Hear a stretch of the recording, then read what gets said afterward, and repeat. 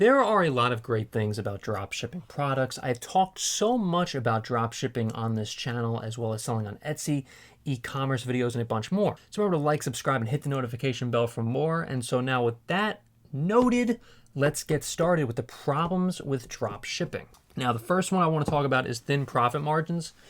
Dropshipping often involves selling products at a lower price than traditional retailers, which can make it difficult to turn a profit. What I would say is, if you are facing this issue, if you're a drop shipper, what you need to do is either, number one, try to reach out to a supplier that offers a product at a lower price, or try to sell products with a much higher profit margin. I will also say too, there's something else that I will probably be saving for the end of this video. So remember to stay tuned and watch the entire video for that. But there's another solution that I personally would have that's a very big secret that a lot of dropshippers just don't tell you. So I'm going to write that down, and I'm going to talk about that one in the very end of the video. But you need to remember, though, that when you're trying to sell online, or you're trying to sell any sort of e-commerce goods, any sort of thing, anything at all, your profit margins have to be like 3 times what you're trying to sell the item for. Or I should say 3 times the item of what it costs you to either make or to whatever, to sell, and so on and so forth. At least 3 times what it is. Otherwise, you're going to lose money. Now, there's a lot to talk about in terms of the profit margin, so we're going to save that. We're going to put a pin in that one, and we'll probably save that for another video. But right now, we're talking about the issues facing dropshippers. Lack of control over inventory. Since you are not holding the inventory yourself, it can be very difficult to manage stock levels and ensure that you always have the product your customers want. Quality control issues is number 3. Since you are not physically handling the products, it can be very difficult to ensure that they meet your standards for quality. Here's the solution to that issue right there. Don't use AliExpress. Try to use a warehouse or a supplier through Alibaba, or possibly even someone that you find on AliExpress. But again, you got to be careful, because if you're dealing with AliExpress directly, it's something I would not recommend, because it takes a very long time for AliExpress to, suppliers to deliver the products to the customers. Alibaba, I found, has been a lot better at this. For me personally, and the people that I work with, the suppliers that I work with. Now, obviously the quality control issues, there's a lot of other things that we could be talking about as well, like the actual products themselves are not quality products. You need to test the products yourself. You need to make sure the products that you're selling to customers are the best quality that they possibly can be. I've never had an issue with any sort of product that I've been selling through Alibaba or even AliExpress myself, even in the early days, because I've actually tested the products in my hands. I've taken videos of the products for Facebook ads back in the early days, and I've made sure that these items that I've received have never been bad. They've never had any sort of quality control issues. And if there was, by the way, let's just say I got a mouse. I had the worst one I've ever received is a mouse, and it just didn't work properly. Well, what I did was I just didn't sell the product. So I said, first of all, give me my money back for the particular product, because first of all, it doesn't work. And number 2 is just don't sell the product. Now, don't get me wrong. Obviously, be nice about it. I was very nice about it. I know I don't come across like that, but I'm very no nonsense when it comes to this stuff. So I apologize for that. But and you should be too. If there's something that a particular product is, a particular supplier, I should say, is giving you that's not up to quality standards, be no nonsense about it. Be like, look, what are we doing here? This product doesn't work. It doesn't work properly, so on and so forth. Let's handle this, and let's do it in a courteous manner as well.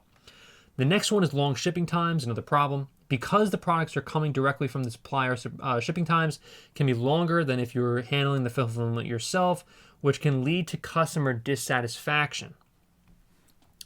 Here's the solution to that, which I was saving for the end of this video, but you know what, I'm just going to say it right now, is to handle some of the actual products yourself. Let's just say, hear me out though, because a lot of the time you can actually handle these issues yourself if what you're doing is just getting the items in bulk and then selling it yourself, maintaining, let's just say, someone who's trying to ship out the items for you. You could still maintain a proper dropshipping business.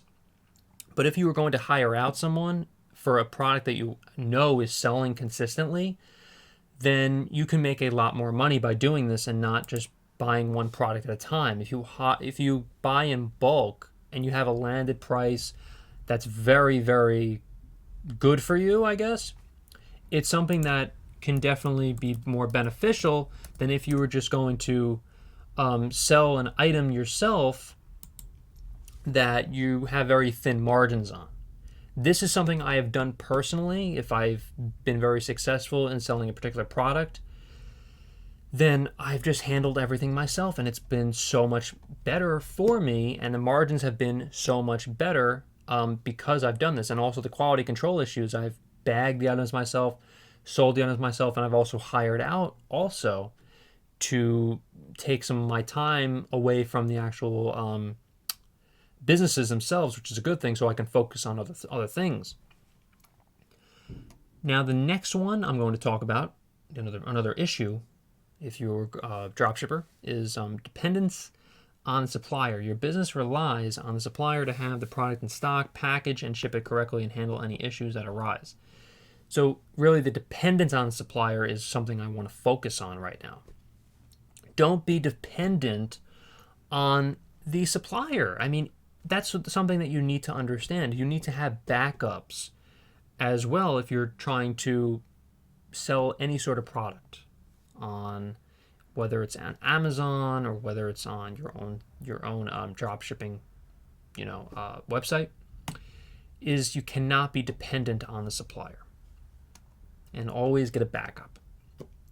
Legal compliance: you are responsible for complying with all relevant laws and regulations, including those related to taxes, consumer protection, and data protection. That's all obviously very, very relevant. Returns and refunds. This is something that I have been dealing with myself really way on in the early days of dropshipping. I had an issue with PayPal where they said, actually this one was recently. There was one, I had this issue before and I had it recently as well. So basically what happened was PayPal thought I was drop shipping a particular product.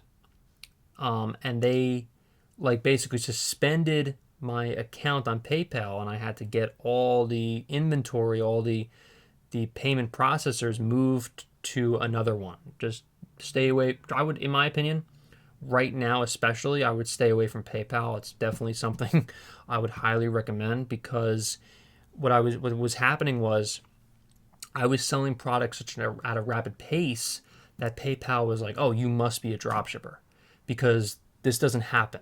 You're selling products faster than anyone else, then you need to basically what they were saying. So basically they're like, oh, yeah, you're probably a dropshipper. You haven't been able to send these items out, right? And I was like, no, I have in fact, I was actually using ShipStation, which is through PayPal, on the last one that was occurring, because I learned my lesson the first time, which is a whole different story. But the most recent time was what I'm talking about. But I learned my lesson, so I was like, oh, no. I have been selling the products. I've been shipping it out myself and all that. Doesn't matter. PayPal is an awful company, and they still have one of my accounts suspended. So don't use PayPal, kids. But however, there is good news, though. What I will say is two things. PayPal, what they do is they actually just hold the money in the account, and I'll be able to get it back. It's not like it's gone forever. I'll be able to get the money back. But what I would also say too is that they would just hold the money for, let's just say 6 months. What I would do is, what I personally have done, I've opened up cases with the Better Business Bureau, and that's all getting handled. One of the cases already was handled. One of the other accounts that I have on PayPal, that has been handled So it's not like all hope is lost. It's not that big of a deal. But it's just annoying. It's just annoying that PayPal does this to anyone who's either drop shipping or has been just selling online. And it's especially annoying too when the actual products themselves have actually reached the customer, have proof of this, and that's just one of the issues. It's just one of the issues of selling on selling with either dropshipping or selling on any e-commerce platform or doing whatever you are doing. All right, the next one is handling customer service. You are the face of your business for your customers, so it's important to be able to handle customer service issues professionally. I mean, that's just what you got to do. You have to handle the customer service in the best possible manner. Always, always, always, always. Even with PayPal, be super nice, even when you're not even dealing with customers itself. Whenever you're conducting any sort of business, always be courteous to everyone, even if they are screwing you left and right like PayPal. But seriously, though, always keep a very positive attitude and you'll be fine. The next, branding and marketing. Since you are not the manufacturer of the product, it can be difficult to build a brand and market your business effectively. Yeah, I mean, branding and marketing are two very essential things you have to do, but they can be very difficult when you're trying to drop ship. What I would personally do, and this is a solution again to one of these issues here, is to use services, I should say, like TikTok, YouTube, and a lot of free spaces to try to brand and market your products. This way you're saving so much money. You don't have to pay all this money in Facebook ads. You don't have to do this. Even though unfortunately, there are some businesses, I actually should digress, that you have to pay a little bit of money to market your products, because some of these products that you're possibly selling they have to be marketed toward Facebook ads, or they have to be something that has to be branded and marketed for people to really grasp what you're trying to sell and what you're trying to do. But there are a lot of businesses also in terms of dropshipping that you really don't have to. You can actually sell products and you can market products that you don't have to market and not have to pay all this money to Facebook ads or to go to TikTok ads and pay all this money to TikTok ads. You just make videos yourself and just brand and market that way for free. But it could be an issue too if you're trying to do this, because it's very time consuming to reach consumers directly. It's something I've tried to do a lot. I've tried to just go on Instagram. You create posts.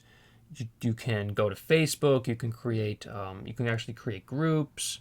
There's just so much that you could do when we're talking about branding and marketing. The next one, scalability. As your business grows, it can be very difficult to scale your operations and maintain profitability. Well, yeah, I mean, if you don't know what the hell you're doing, then it's something that can be a very difficult thing to try to do. But if you just watch tutorials on this channel, which is something I'd highly recommend to like, subscribe, and all that, and to really watch more videos about how to scale your business, then it's something that really could be something that is actually quite beneficial. In this case, scalability, if you don't know what you're doing and if you're scared to possibly scale and to just keep on making your business grow, then it's something that could be definitely an issue for you.